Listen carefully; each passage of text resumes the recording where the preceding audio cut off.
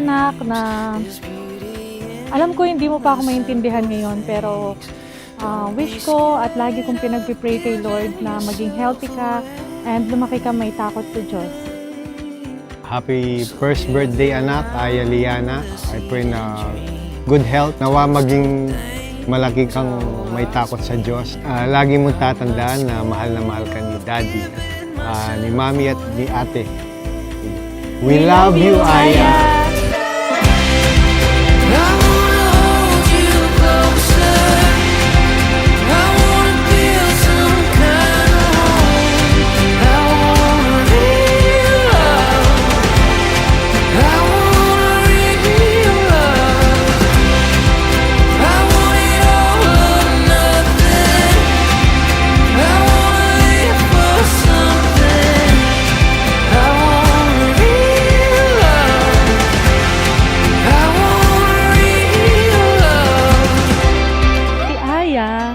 Ngayon, makulit na siya. Sobrang kulit na siya. Dati, hawak-hawak lang namin, ang liit-liit lang. Ngayon, ang laki-laki na niya, makulit na. Isa lang ang masasabi ko, daddy's girl siya. Tama si mami niya na tahimik, hindi malikot, pero ngayon malikot na. Paggising niya, hinahanap niya kaagad ako. Brum-brum kanya. Gusto niya magmotor kami kaagad.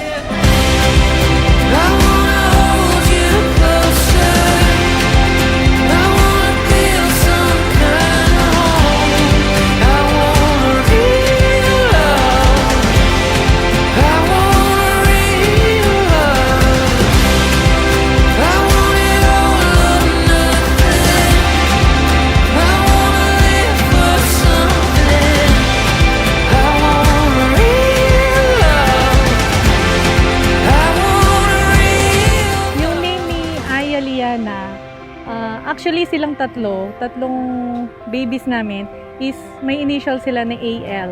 Yung A is I, ako, nickname ko, and L is Lan, nickname ni daddy niya.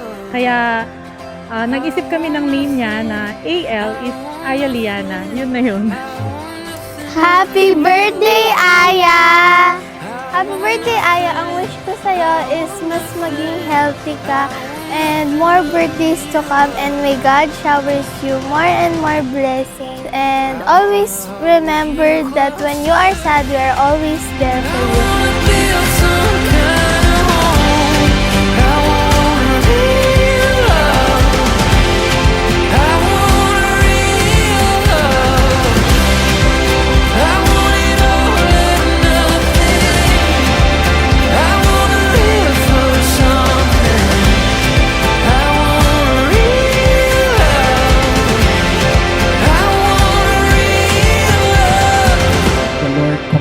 Moses, sabi sa kanya, dedicate, no, or bring your children or your child to the temple, no.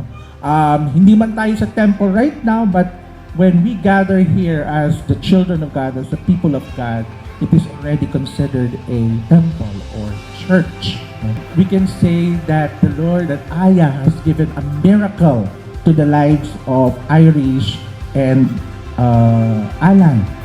At ganoon din naman, napakaganda rin po ng sinabi ng Liana. At sabi ng Liana, in Hebrew, it means God has answered.